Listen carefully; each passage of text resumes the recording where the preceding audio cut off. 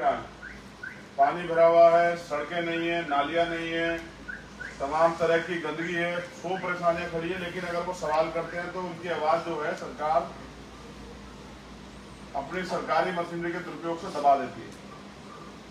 और मैं समझता हूं कि लोकतंत्र में ये सब चीजें नहीं होनी चाहिए, लेकिन इसलिए हो रही है क्योंकि लोकतंत्र में उनकी विचारधारा जो बांटने वाली विचारधारा है और जो छल धन तमाम तरह की बेबुनियादी जो जिनकी वजह से लोकतंत्र निर्माण हो ही नहीं सकता, उन विचारधारा, उन सिद्धांतों, उन आवश्यक वस्तु के द्वारा उनकी राजनीति का निर्माण होता है। मैं एक सवाल आप सबसे करता हूं, कैडर में हम लोग ये समझाते भी हैं, सोचिए जिनके पास कम वोट है उनको राजनीतिक महत्वाकांक्षा पूरी करने के लिए, राजनीतिक शक्ति प्राप्त करने के लिए इस लोकतंत्र में जहां वोट से हम लोग तय करते हैं कि विधायक कौन बनेगा, एमपी कौन बनेगा, वहां कमजोर वर्ग के लोगों को, जिनके पास ज्यादा वोट है और जिनके पास कम वोट है, उन लोगों को सत्ता में बने रहने के लिए कोई तो षड्यंत्र साजिश करनी पड़ती होगी ना। देखो प्रमाण देता हूँ, जरा इधर वाले लोग खड़े हो जाओ, यहाँ तक के बोल दो। नीरज, इनकी गिनती करो कितने, नीरज भारती गिनती करो बेटा, कितने कितने उनसे अलग एक, तुम खड़े जाओ, तुम भी खड़े जाओ, इनकी गिनती करो कितने। अगर चुनाव हो, ये एक पक्ष है और ये दूसरा पक्ष है, कौन जीतेगा? लेकिन आजकल ऐसा नहीं, चुनाव होता है ये पक्ष जीत जाता है जिसके पास कम वोट, जिनके पास ज्यादा वोट है वो हार जाते हैं। कैसे जीत हार हो सकती है? ये यहां से धन बल पे, छल बल पे, डिवाइड एंड रूल की पॉलिसी पे, ये और कोई सरकारी मशीनरी का प्रयोग करके इनमें से कुछ लोगों को, जैसे ये दो लोग, तुम दोनों इधर आ जाओ, एक और चाहिए कोई, आ जाओ। नहीं, तुम किसकी तरफ हो पता ही नहीं चल रहा है। अब बताओ कौन जीतेगा?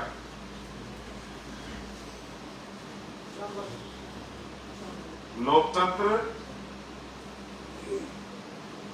इसी पे आधारित है, किस पे? संख्या बल पे। लेकिन ये कम संख्या वाले लोग जीत जाते हैं और ज्यादा संख्या वाले लोग हाथ पे हाथ धरे खड़े रह जाते हैं। फिर वो कम संख्या वाले लोग अपनी विचारधारा को पालन पोषण करते हैं, अपने हिसाब से चलाते हैं, और जिनके पास वोट का अधिकार बहुसंख्यक रूप से जिनकी आबादी ज्यादा थी, वो फिर 5 साल सड़कों पे इनके आगे हाथ फैलाते हैं कि हमें कुछ मिल जाए, जबकि हम अपने दम पे बना सकते हैं। भाई तुम जहां रहते हो अपने मोहल्ले का पार्षद अपने आप बना सकते हो ना, लेकिन बनाते नहीं हो, बनाते दूसरे व्यक्ति को। तो फिर हर चीज के लिए आपको मकान बनाना हो, सड़क बनानी हो, बिजली का पोल लगवाना हो, बाबा साहब के स्टैचू लगवानी हो, कुछ भी करना हो, फिर उनके आगे हाथ फैलाने पड़ते हैं ना कि दे दें। तो अब हमारे लोगों को अपने पैरों पर खड़ा होना चाहिए और मालिक बनने की तरफ बढ़ना चाहिए। मांगने वाला हमेशा भिखारी होता, मालिक नहीं होता। मालिक का एक एटीट्यूड होता है। मालिक अगर उसके घर में सूखी रोटी भी है ना, तो वो सूखी रोटी खाता है, किसी के आगे हाथ नहीं फैलाता। आपको अपना नेचर, एटीट्यूड बदलना पड़ेगा, समझ रहे? नौकर बनने की प्रक्रिया से बाहर निकलिए, बैठ जाओ, मालिक बनने की प्रक्रिया की तरफ बढ़िए। ये लोकतंत्र है, यहाँ वोट का अधिकार बड़े संघर्षों से हमारे महापुरुषों ने दिलाया। उसके लिए उन्हें तमाम तरह की परेशानियां, तमाम तरह के लोगों को सहमत करना पड़ा, जो चाहते भी नहीं थे कि आपके तन पे कपड़े आ जाएं। उन लोगों को सहमत करके डॉक्टर बाबा साहब भीमराव अम्बेडकर ने अपने अथक प्रयासों से और अपने 4 बच्चे कुर्बान करके, अपने जीवन को कुर्बान करके हमें सुविधा दी, जिसमें आज हम बैठे हुए, अच्छा खा पी पा रहे, अच्छा घूम पा रहे। सब चीजें आजादी नहीं थी संविधान से पहले, लेकिन जिस तरह का आज का वर्तमान का माहौल है, उसमें जो लोग सत्ता में काबिज है वो चाहते हैं कि संविधान खत्म हो जाए। अब संविधान खत्म हो जाएगा तो जब वोट का अधिकार तुम पे न, तुम्हारे मोहल्ले में कोई आए कोई, या हमें कौन लड़ने दे? समझ रहे हो? तो हमें जब इस संविधान की भी रक्षा करनी है, उसको लागू भी कराना है, क्योंकि उस दिन खुशहाली आएगी जिस दिन इस देश में संविधान पूर्ण रूप से लागू हो जाएगा। मेरी आपसे अपील है, जो साथी आए हैं यहाँ से, वो सीख के जाएं और समझ के जाएं, क्योंकि आगे कैसे काम करना है।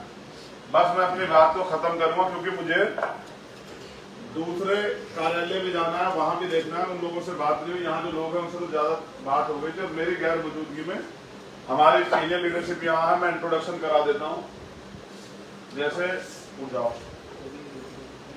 आप आजाद समाज पार्टी उत्तर प्रदेश के प्रदेश अध्यक्ष हैं सुनील कुमार चित्तौड़ जी, ठीक है। आप यहाँ जो है चौधरी महेंद्र सिंह जी हैं, अलीगढ़ मंडल के मुख्य प्रभारी हैं और आजाद समाज पार्टी के राष्ट्रीय कोर कमेटी के मेंबर।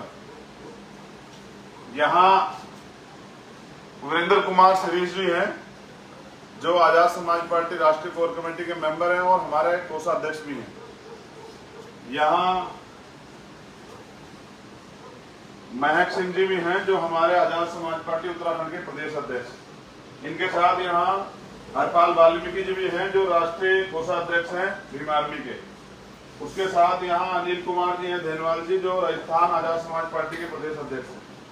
इनके साथ साथ यहाँ महेश पहवाल जी भी हैं जो आजाद समाज पार्टी दिल्ली के प्रदेश अध्यक्ष हैं। उनके बराबर में यहाँ बीकू राम जैन जी भी हैं जो इलेक्शन प्रभारी हैं एमसीडी के दिल्ली के। कोई स्टेट प्रेसिडेंट है जो भीम आर्मी आजाद समाज पार्टी हमें नहीं लिखा, कहाँ है? यहाँ हिमांशु वाल्मीकि जी भी हैं जो हमारी राष्ट्रीय कोर कमेटी के मेंबर हैं। उसके साथ साथ यहाँ राजकुमार जांगड़े जी भी हैं जो छत्तीसगढ़ के प्रदेश अध्यक्ष हैं भीम आर्मी के। और कोई प्रदेश अध्यक्ष यहाँ गोविंद पासवान जी भी हैं जो बिहार से हमारे भीम आर्मी के प्रदेश अध्यक्ष हैं। यहाँ एमएस आर्या भी जी हैं जो हमारे लीगल सेल के राष्ट्रीय संयोजक हैं। उनके साथ साथ यहाँ अशोक कुमार जी भी हैं जो मिशन 78 के राष्ट्रीय संयोजक हैं और हमारी राष्ट्रीय कोर कमेटी के मेंबर हैं। यहाँ चौधरी सतपाल जी भी हैं जो हमारी आजाद समाज पार्टी के राष्ट्रीय कोर कमेटी के मेंबर हैं और राजस्थान के प्रभारी भी। यहाँ दो प्रभारी और रईस मलिक जी हैं जो राजस्थान के प्रभारी। कहाँ है मलिक साहब? अच्छा, यहाँ क्या नाम है इनका? जब कोई देर से आएगा तो ऐसे ही पूछना पड़ेगा मुझे। यहाँ इमरान भाई हैं जो हमारे राजस्थान के प्रभारी हैं। देखिए मैंने इन लोगों के नाम बाद में इसलिए लिए कि इन लोगों को एहसास हो कि इनको पहले आना चाहिए था, अपने काम को संभालना चाहिए था, देर से आए इसलिए। यहाँ गुलजार सिद्दीकी जी हैं जो हमारे राष्ट्रीय कोर कमेटी के मेंबर। अभी मेरे हिसाब से राष्ट्रीय कोर कमेटी कोई मेंबर बचा नहीं जिसका नाम हमने नहीं लिया। और यहाँ हमारे राष्ट्रीय अध्यक्ष हैं, हम सबके नेता भीम आर्मी के राष्ट्रीय अध्यक्ष हमारे नेता श्रीमान विनय तंत्र सिंह जी। और मैं अपील करूंगा कि मेरे जाने के बाद प्रदेश अध्यक्ष जी इस टीम को कैटराइज करेंगे, साथ साथ आपको भी कैटराइज करेंगे। आप सब लोग बैठ के ध्यान से सुने, क्योंकि जब आप सुनेंगे सीखेंगे तभी आप तैयार होंगे और भविष्य में आप दूसरे लोगों को सिखा पाएंगे। नहीं इसका नहीं बताता, ये अपने आप बताएगा, अपने पहचान खुद बनाएगा सब लोगों के सामने मेहनत से। हाँ ये हमारे प्रत्याशी भी हैं, जो प्रत्याशी आए हुए हाथ उठाना। उत्तर प्रदेश उत्तराखंड के से भी कोई जो प्रत्याशी, एक तो ये है मेरे। अच्छा अली शेर जी भी हैं, जोनी पॉल भी थे। और आया कोई? भूपेंद्र बाबर जी भी। चलो अभी जो यहाँ हैं उनमें से ये हमारे प्रत्याशी हैं कलियर सुना आप लोगों ने नाम? कलियर शरीफ उत्तराखंड में है, हरिद्वार जिले में। ये वहां से हमारे प्रत्याशी हैं और हमें पूरा भरोसा है कि प्रत्याशी रहेंगे इस बार विधायक बन जाएंगे। हमें भरोसा है। आजाद समाज पार्टी, अब मैं ये नहीं कहूंगा कि पहला वहां जीतेंगे, यहाँ से जीत सकती है। तो आजाद समाज पार्टी पहली बार रिजल्ट देगी और रिजल्ट में ये हमारे विधायक होंगे। उत्तराखंड से हमें पूरा भरोसा है, इनकी मेहनत पे, इन्होंने बहुत मेहनत की है। आज का नाम है अब्दुल वाहिद और पूरा प्रधान। सीट ये भी जीत रहे हम लोग। कौन सी? मैं अपने वो कहा था घोषणा कर दो ही बात, अगर मैंने घोषणा कर दी ना तो ये काम करना बंद कर देंगे। मैं आपसे एक अपील करता हूँ, देखो मेरी बात सुनो, ये लोकतंत्र नहीं, ये राजतंत्र है। हमें एहसास हुआ चुनाव लड़ने के बाद, हमने एक रुपया लोगों से मांगा लड़ने के लिए, क्योंकि ये बहुत महंगा है। यहाँ गरीब का बेटा सर्वाइव नहीं कर सकता है। गरीब का बेटा जब झंडा उठाएगा और तमाशा देखेगा बाहर खड़ा होकर, ये हमारी समझ में आ गया। इसको सस्ता करना पड़ेगा, इसलिए हमें अपने आंदोलन को गांव-गांव तक पहुंचा के समाज को तैयार करना पड़ेगा, वरना फिर कोई अमीर आके लड़ेगा ना, तो जब अमीर ही लड़ेगा तो फिर गरीब नहीं आगे बढ़ पाएंगे। और जब गरीब नहीं खड़ा होगा ना तो वो गरीबों की समस्या को, जिसको बहुत बेहतर तरीके से समझता है, उस पर वो काम नहीं कर पाएगा। तो मेरी आपसे अपील है, आप सुने, समझें और उस पर काम करें। और बहुत इंपॉर्टेंट, जैसे हमारे उनसे पहले, आपसे पहले ना हमारे जनप्रतिनिधि और भी, जैसे ये प्रशांत है, सबसे कम उम्र के जिला पंचायत सदस्य है बिजनौर से हमारे। एक वो वहां खड़े हैं इधर काली शर्ट पहन के, जयवीर, ये हमारे मुजफ्फरनगर से जिला पंचायत सदस्य हैं। क्या नाम है इनका? अरे उनका क्या नाम है? अमरकांत मलिक। हाँ, अमरकांत है इनका नाम, अमरकांत उर्फ जीतू। अच्छा, हमारे राजस्थान से भी एक जो है जनप्रतिनिधि है, मुकेश चोपड़ा जी। एक और एक इस तरह करते करते एक समय आएगा पूरे देश में हमारे जनप्रतिनिधि होंगे, और इस देश में कई स्टेट में और फिर सेंटर में भी हमारी सरकार होगी। जब हमारी सरकार होगी तो हम सरकार के जरिए शोषित और जो वंचित वर्ग के लोग हैं उनकी तरक्की के लिए जो भी रास्ते खुल सकते हैं उनको हम अपने भाइयों के सहयोग से खोलेंगे, कानून बना के उनको शक्ति देंगे। एक चीज जान लो, फील्ड में आप जाओगे ना, जो नए लोग हैं, कुछ नए लोग भी यहाँ हैं। देखो, हम यहाँ प्रत्याशी हैं, हमारे जिंदाबाद के नारे यहाँ की पब्लिक नहीं सुनने के लिए बैठी हुई। हम क्या करते हैं, कैसे करते हैं, ये आपको बता रहे हैं। दूसरी बात, विरोधी लोग यहाँ हमारे खिलाफ बहुत बड़ी प्रयास करके साजिशें कर रहे हैं। उन साजिशों से खबरदार रहने के लिए यही है कि कोई गलती नहीं करनी है फील्ड में, ठीक है। जैसे कि सड़क पे जाम नहीं लगना चाहिए। कोई आदमी आपसे बहस कर जाए कि भाई हमें जल्दी जाना है घर, आपने यहाँ जाम लगा रखा है, आप यहाँ ये हंगामा करने हैं, इससे क्या होगा कि ऐसी वीडियो से आपकी छवि खराब होगी। आपको खुद ही वर्कर बन के, खुद ही जिम्मेदार बन के सब चीजों करना है। और फील्ड में जाने के बाद कोई, जैसे जब मैं आता हूँ जिस प्रोग्राम में, वहां फोटो खींचता मुझे कोई दिखाई नहीं देगा जो जिम्मेदार व्यक्ति है। जो अपने आप को गैर जिम्मेदार मानता, सोचता हो कि अभी तो मुझे बहुत सीखना है, वो कर ले, उसमें कोई दिक्कत नहीं। लेकिन जो जिम्मेदार है वो ऐसा ना करें। दूसरी बात, ये मेरा आदेश गौर से सुने सारे कार्यकर्ता पदाधिकारी, कोई भी व्यक्ति जिसको व्यक्तिगत जीवन जीना है वो घर चला जाए। मैं सड़क पे खड़ा होकर किसी को फोन पे बात करते और वो सब चीजें करते नहीं देखूंगा। जिस समय यहाँ एंट्री हो जाएगी, एंट्री के बाद आपको जो भी कोई परेशानी यही अंदर ही हल होगी। यहाँ से बाहर जाके कोई मुझे बीड़ी सिगरेट पीता हुआ, शराब पीता हुआ, गुटखा खाता हुआ या और सड़क पे खड़े होकर कुछ बात करता हुआ नीला पटका डाल के नहीं मिलेगा। कोई भी इमरजेंसी हो, कुछ भी हो, आपको जाना हो, आना हो या किसी चीज की जरूरत हो, तो आप यहाँ प्रदेश अध्यक्ष जी बैठे हैं, राष्ट्रीय अध्यक्ष जी है, सीनियर मेंबर है, उनको बताइए। लेकिन अगर मैंने ये देखा कि यहाँ आने के बाद आप सड़क पे खड़े होते हैं, तो फिर मैं आपसे उसी समय दरखास्त करूंगा कि आप चले जाएं।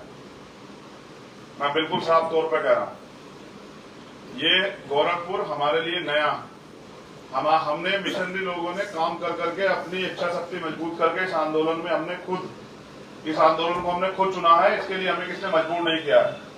सब पे अपने अपने कैरियर चुनने के, काम करने के, धन कमाने के अवसर थे। हमने जिंदगी को खुद इस मिशन के नाम समर्पित किया हमारे साथियों के साथ। इसलिए हमारा अंत्य लक्ष्य है वो है हमारे आंदोलन को आगे बढ़ाना। हम जीत की तरफ बढ़ रहे हैं, विपक्ष के लोग डरे हुए हैं, वो तमाम तरह की साजिश करेंगे। इसलिए आपको खबरदार रह के जिम्मेदारी से काम करना है। एक और बड़ी बात, फील्ड में जब आप जाएंगे विपक्ष के लोग मिलेंगे, आपको जबरदस्ती आपको उकसाने का काम करेंगे, तमाम तरह के उल्टे दिमाग लगा, उनसे बहस नहीं करनी है। क्योंकि धर्म उनकी ताकत है, उस धर्म के आधार पर वो चाहेंगे कि चुनाव धर्म के ऊपर चला जाए। हमें उसको चुनाव को धर्म पे नहीं जाने देना है। अगर ये धर्म पे जाएगा चुनाव तो फिर हम लोग बहुत पीछे हट जाएंगे। तो हमें अपने मुद्दों पे चुनाव रखना है, हमें गलती नहीं करनी है। अगर हम गलती कर बैठे तो हम फिर मिशन नहीं हो सकते हैं, ठीक है। बिल्कुल नहीं जाना है। कोई कितना उत्साह है, आपको हाथ जोड़ के आगे निकल जाना है। ऐसे नहीं कोई अपना धार्मिक ना लगाए तो आप इधर से स्टार्ट हो जाए, नहीं, ना सड़क पे, ना गली पे, ना कहीं भी। और जो काम आपको दिया जाए, खुद चंद्रशेखर बन के आप यहाँ पैसे खर्च करके आए हैं, आप यहाँ समय खर्च करके आए हैं, आप यहाँ काम कर रहे हैं, बिना सुविधाओं के, मच्छरों में, तमाम तरह की परेशानियों में यहाँ बैठे हुए हैं। मेरी आपसे अपील है कि खुद चंद्रशेखर बन के जितनी भी ज्यादा मेहनत कर सके, एक आदमी तैयार करे, 2 करे, 4 करे, 10 करे, झूठ ना बोले लोगों, सच बताए लोगों को, और लोगों को तैयार करें कि यहाँ से जब ये आंदोलन आगे बढ़ जाए तो यहाँ से लीडर तैयार हो सके, तब यहाँ से वर्कर तैयार हो सके। ऐसा नहीं चोर बाजारी जैसे कि हम इनको लूट के खाके चल जाए वोट लेके, ऐसा नहीं है। ये उद्देश्य नहीं है। उद्देश्य है यहीं रह के इनके दिलों को जीतना और यही परिवार बनाना। और जो व्यक्ति हमारे साथ जुड़ गया उसको विश्वास दिलाना कि इस टीम के होते हम लोग सुरक्षित है और हम किसी से भी टकरा सकते हैं अपने अधिकारों के लिए। इसलिए आपको भाईचारा व्यवहार बनाना है। लेकिन जैसा मैंने कहा, आपको लोगों को समझा कर तैयार करना, खुद में प्रत्याशी चंद्रशेखर और सब चीजें बन के। ऐसा नहीं कि मैं जाऊं या कोई टीम जाए तभी आप करें, वरना आप इधर उधर घूमते फिरें। कोई पहरा नहीं दे रहा है, आपका संघर्ष आपके साथ खड़ा है।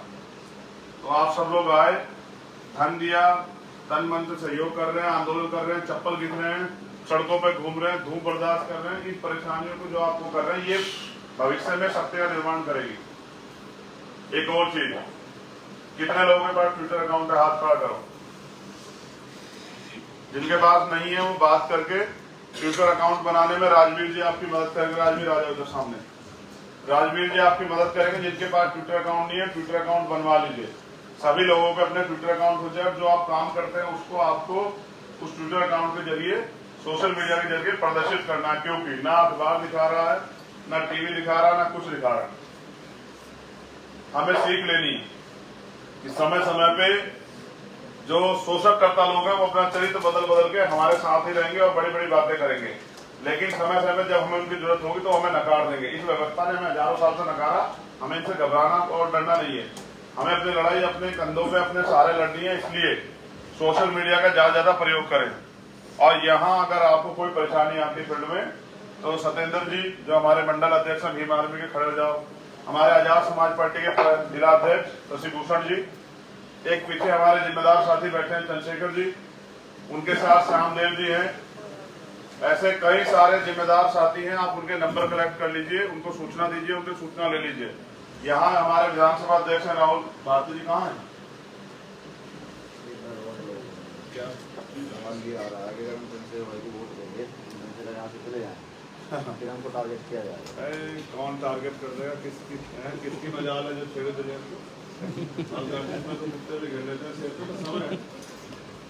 गोरखपुर नहीं छोड़ रहे हैं सर। गोरखपुर में प्यार बांटने, गोरखपुर का विश्वास कैसे आया पता तुम लोगों को? एक आदमी अपने आप को तानाशाह समझ बैठा, उसको लगता है कि सब कीड़े मकोड़े। उसको ये नहीं पता कि बाबा साहब अम्बेडकर के बच्चे बहुत बलवान हैं और वो दो तरफा, दोनों, वो कहते हैं ना, एक हमारे यहाँ वो है, बैठ जाए सब लोग। वो एक गाना बनाया था हमारे साथियों ने, पंजाब वालों में, इतना तेज दिमाग है दोनों तरफ है धार, खबरदार खबरदार रावण है पहरेदार। समझ रहे हैं? तो ये बात वो भी जानते हैं, उनको करने दीजिए सर। उनको जो झूठ फैला दीजिए। हम ये जानते हैं सत्य कभी हारा नहीं है। सत्य परेशान हो सकता है, पराजित नहीं हो सकता। मैं एक घटना आज आपको मैं यहाँ की बता देता हूँ। यहाँ चोरा चोरी पड़ता है। कितनी दूर है भाई यहाँ की? बताओ टीम यहाँ की कितनी दूर है? उस चोरा चोरी का इतिहास जानते हैं हम? कितने लोग जानते हैं? हाँ, वो चोरा चोरी जो जगह है ना, वहाँ चोरा चोरी कांड हुआ था, जिसकी वजह से गांधी जी ने सहयोग आंदोलन वापस ले लिया था। लेकिन एक चीज पता है आपको चोरा उसकी घटना की? वो पहली घटना थी जिसमें फांसी हुई थी 19 लोगों को। लगभग 150 करीब लोगों को सरकार ने मार्शल लॉ लगा के फांसी की सजा कर दी थी। फिर एक आयोग बना, उसमें जांच हुई तमाम तरह की, तो फिर 19 लोगों को डेथ वारंट जारी हुए। और गजब की बात ये देखिए ना, वो शेड्यूल कास्ट की जाति के लोग कहते हैं आंदोलन में हमारा कोई हिस्सा नहीं, देश की आजादी में बहुत कुर्बानियां दी है सर। इस देश में व्यवस्था उसने नकार दिया है। रमापति चमार थे जो उस आंदोलन के नायक थे, जो जेल गए थे, जो जिनको फांसी हुई थी सबसे पहले। समझे? 19 लोगों को एक बार में। ठीक है, अब इतिहास चाहे मंगल पांडे पढ़ाता रहे या कोई सा पढ़ाता रहे सर, क्या करें सर? कलम उनके हाथ में, कुछ ही लिखते सर। समझ रहे हैं? मैं तो सिर्फ आपको बता रहा हूँ ये अद्भुत जगह है। मैं यहाँ जरूर जाऊंगा चोरा चोरी, क्योंकि वो क्रांतिकारियों की तपोस्थली है, बलिदान हुआ है। और हुआ क्या था आपको पता है? उन्होंने एक चौकी को, पुलिस के थाने को आपके हवाले कर दिया, क्योंकि तब अंग्रेजों को लगता था कि यहाँ के लोग गुलाम है। ऐसे ही अंग्रेजों को लगता है यहाँ के लोग गुलाम है, यही करेंगे इलाज। और ऐसा इलाज करेंगे, पीढ़ियां याद रखी, कुछ तानाशाही करने से पहले 1000 करेंगे संवैधानिक तौर पर। गुरु गोविंद सिंह जी कहे हैं कि राज शस्त्र के अधीन होता है। मैं 4 दिन से लगातार बता रहा हूँ, राज शस्त्र के अधीन होता है। लेकिन ये बात उन्होंने तब कही जब इस देश में राजतंत्र था और युद्ध होकर राज मिलता था, तलवारें चलती थी। अब लोकतंत्र है, अब आपके पास शस्त्र है। उसका नाम क्या है? वोट नहीं सर, वोट है सर उसका नाम।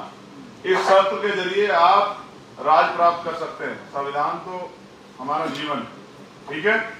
लेकिन उन्होंने एक बात और कही जो मैं अब तक आपको मैंने नहीं बताई, एक दो लोगों को बताई।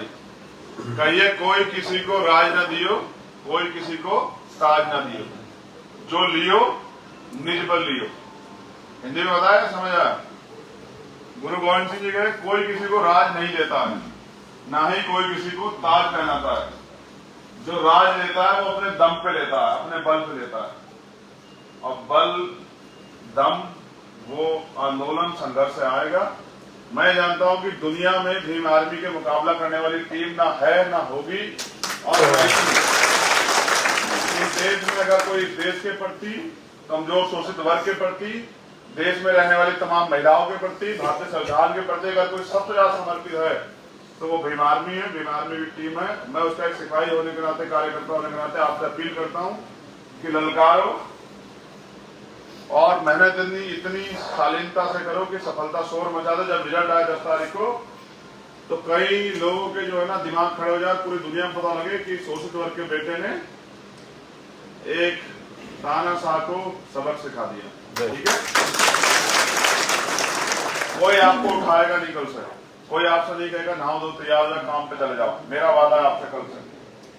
मैं देखना चाहता हूं कि मेरे दर्द का आपके ऊपर कितना असर है। आप अपने दम से जाएंगे, अपने दम से काम करेंगे, अपने दम से लोग तैयार करेंगे, रिजल्ट तैयार करेंगे, लोगों को तैयार करेंगे। जैसे ये टीम आई है ऐसी रोज टीम तैयार होगी, वो आएंगी, सीखेंगी और वो लग जाएंगी। और कितनों को कत्ल करेंगे सर, वो कितनों पे गोली चलाएंगे।